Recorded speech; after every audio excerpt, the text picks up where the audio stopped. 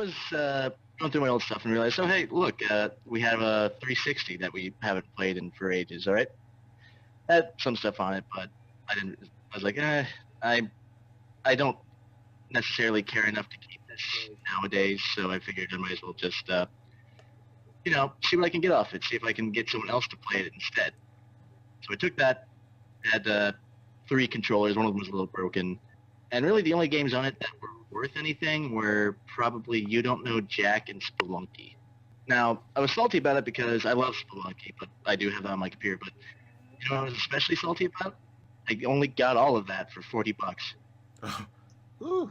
Um, oh man. Ugh. It was only $40 apparently.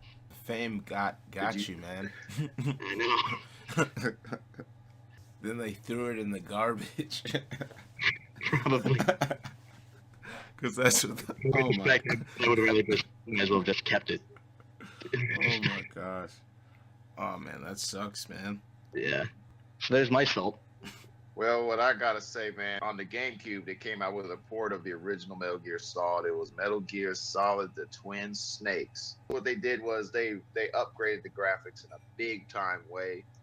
They redid the cutscenes, and so like the scene where Solid Snake is fighting Gray Fox was turned up all the way.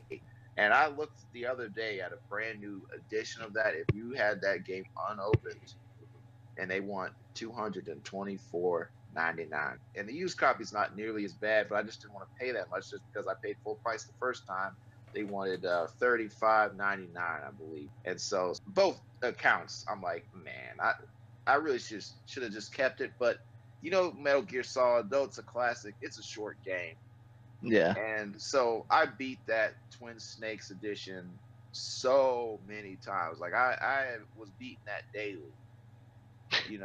And you can only unlock so many costumes and play so many little extra missions for so long that I traded it in. But looking back, man, I think I would definitely hold on to it because it's Metal Gear, and that was one of the best in the franchise, and one of the best games of all time. So, but yep, that deserves some salt. Yeah. So my other one would be, this was on Dreamcast, and one thing I loved about the Dreamcast was that it had so many perfect arcade ports. There's so many consoles, when they port an arcade game, it would lose something in the translation, but that wasn't the case with Dreamcast.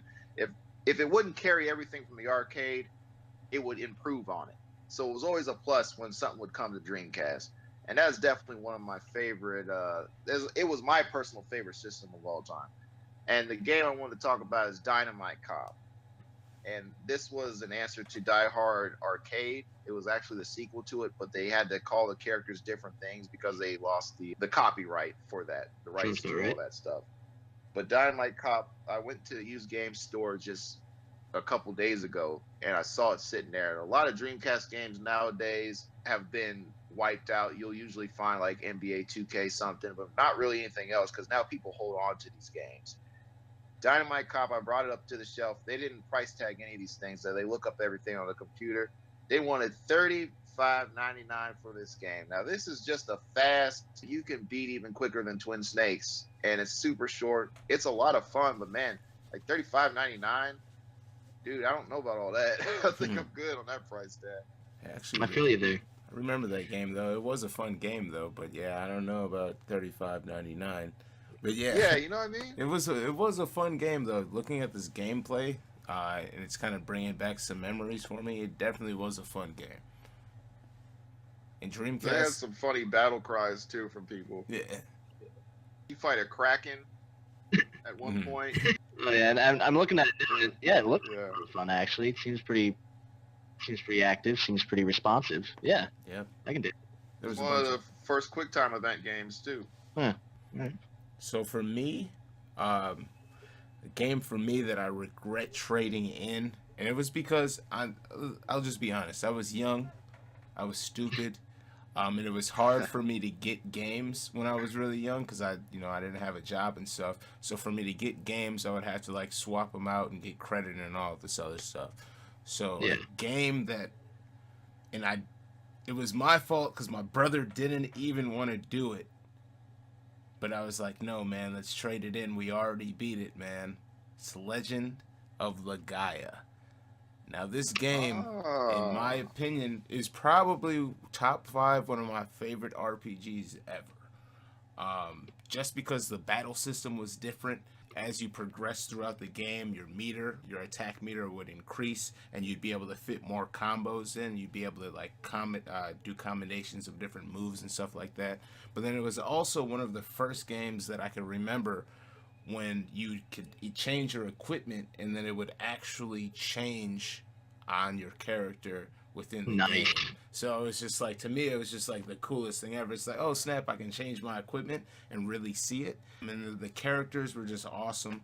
The gameplay again, they look awesome. I'm looking at this, man. Yeah, like it's honestly, like I said, it's probably one of my favorite titles ever, especially when it comes to RPGs. It wasn't short at all. It had a great story with it. The characters you love, they all had their own different styles, their own different, attitudes and things. So it was a great game. And me just being young and dumb, I don't even remember what game we traded. It was probably something stupid. But, man, yeah. So because of me, we let go of Legend of Legaia, and I wish we still had this, because I still have my PS2, my PlayStation. And I still have all of the other games that I had on my PlayStation, and I could have still had this, but we traded it in. So, who made this game? It was Contrail. Huh. I'm not sure if they're even still around. Let me take a look really quick. But that doesn't sound familiar. I'm telling you, man, if you've never played it, I would try to find a port legally online or something like that. But it's a great game. It's a great title, man. Right now, I think you could probably find a copy for like $30 or so. It looks like it's pretty martial art focused as well. I'm seeing a lot of nice movements from the characters. Yeah, like it's a sick game. Yeah, so you can get right here on Amazon. Offers starting at $34.73. So used and new, we're looking at price $34. It's going up for a new one. We're not gonna find a new one, but let's look at $1,000 brand new. Someone probably is gonna charge an arm and a leg, but it's looking at around $50 for the game. Somebody's got one in very good condition for $100. Yeah, all the rest of them, these are all just good condition, so someone must have almost a mint copy that they got for $100. Very good for $74, $89, $99, $99, $99, like new. Oh, wow, that went by really quick. Legend of Legaia. Yeah, sure did. I suggest, dang, I might even have to buy that, man.